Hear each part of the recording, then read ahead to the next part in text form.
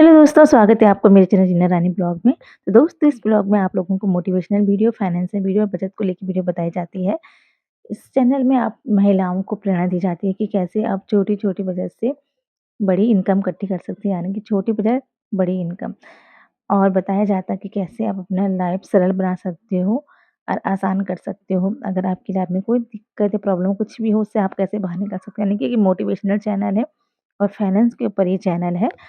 तो इसमें महिलाओं को प्रेरणा देने के लिए वीडियो बनाई जाती है। वीडियो को रोचक बनाने के लिए उसे कहानी का रूप दिया जाता है और हर दिन एक नई कहानी, एक नई प्रेरणा के साथ आती है, नई मोटिवेशनल के साथ बनाई जाती है। दोस्तों आज की वीडियो भी एक ऐसी कहानी के ऊपर है, तो चलो दोस्तों कहानी शुरू करते हैं। हेलो तो दोस्तों एक गाँव था जहाँ एक कृष्णा नाम की लड़की रहती थी अपने 2 बच्चे सास और हस्बैंड के साथ।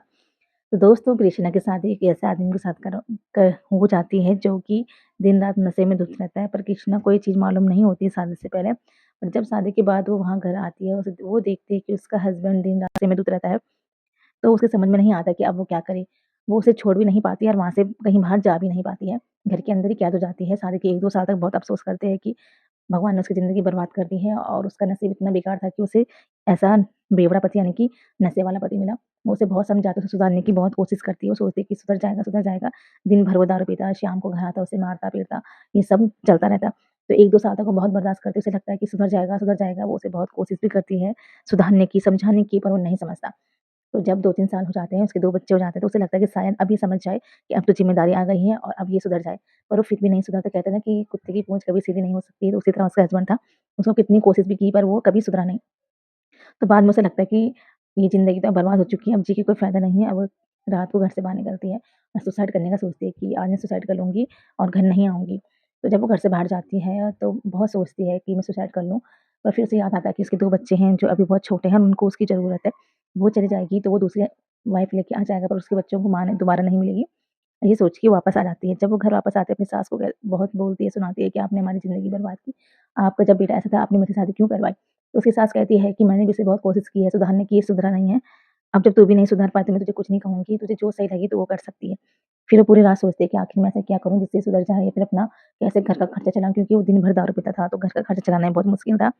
पैसे का कहीं से भी कोई साधन नहीं था। तो फिर वो घर से बाहर जाती है, कहती है कि मुझे घर से बाहर जाने दो। वो घर से बाहर जाती है और काम ढूँढने का सोचती है, पर पढ़ी-लिखी कम होने की वजह से उसे कहीं जॉब नहीं मिल पाती है और वो हताश होके घर वापस आती है। तो पास में एक लेडीज़ थी जो किसी के घर पे काम करती थी। तो जब वो उससे बात करती है, वो कहती है, "दीदी आप भी तो कम पढ़ी-लिखी हो, आपको कैसे जॉब मिल गई?" तो लेडीज़ बताती है कि मैं किसी के घर पे काम करती हूँ। तो वो क्या करती है, वो भी ऐसे ही किसी का घर पकड़ लेती है, यानी कि किसी के घर पे झाड़ू-पोछा करना शुरू कर लेती है। तो पहली सैलरी जो उसकी होती है वो ₹2000 होती है। तो वो 2000 में किसी के घर पे झाड़ू-पोछे में लग जाती है और काम करना शुरू कर लेती है। धीरे-धीरे वो ऐसे ही 3-4 घर पकड़ लेती है, सुबह से शाम तक। दूसरों का झाड़ू-पोछा करती है और फिर शाम को घर आती है।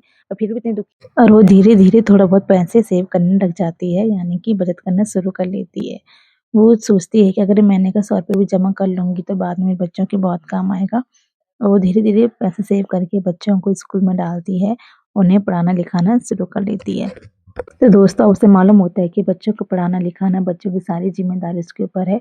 तो वो एक भी पैसा वेस्ट नहीं करती है, धीरे-धीरे 1 घर से 2 घर, 2 घर से 3-4 घर पकड़ लेती है और काम करना शुरू कर लेती है, अपनी इनकम बढ़ा लेती है, बच्चों को अच्छे स्कूल पढ़ाना-लिखाना, ये सब कुछ करने लग जाती है। साथ ही साथ उसे अपने बेवड़े पति को भी झेलती है, जो कि दिन भर वो काम करते और शाम को उसकी मार-पीट भी सहती, इतना सब कुछ करती।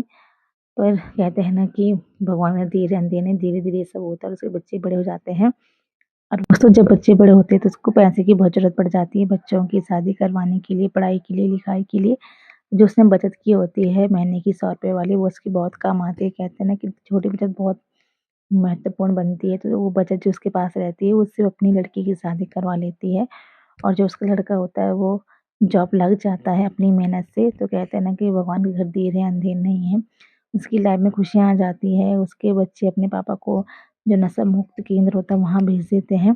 दोस्तों इस कहानी से हमें ये सबक मिलता है कि चाहे लाइफ में कैसी भी सिचुएशन हो, हमें डिमोटिवेट नहीं होना है और लाइफ को जीना है क्योंकि लाइफ एक बार मिलती है और हमें ये लाइफ किसी की वजह से खोना नहीं है, जीने का हक सबको होता है और सबको जीना चाहिए। तो दोस्तों उस औरत ने इतना कुछ सहने के बाद भी अपना जीवन चलाती रही, धीरे-धीरे जब बच्चे बड़े हो गए उसे खुशियाँ मिल गई। तो दोस्तों लाइफ में कभी भी अगर आपको ऐसा लगे कि सब कुछ खत्म हो चुका है, अब मेरी लाइफ में कुछ भी नहीं बचा, तो खुद से एक सवाल कीजिए कि जो ज़िंदगी भगवान ने दी है, ये ऐसे नहीं दी है, कुछ करने के लिए इस दुनिया में भेजा है, तो वो मकसद चुनें और अपनी ज़िंदगी जिएँ।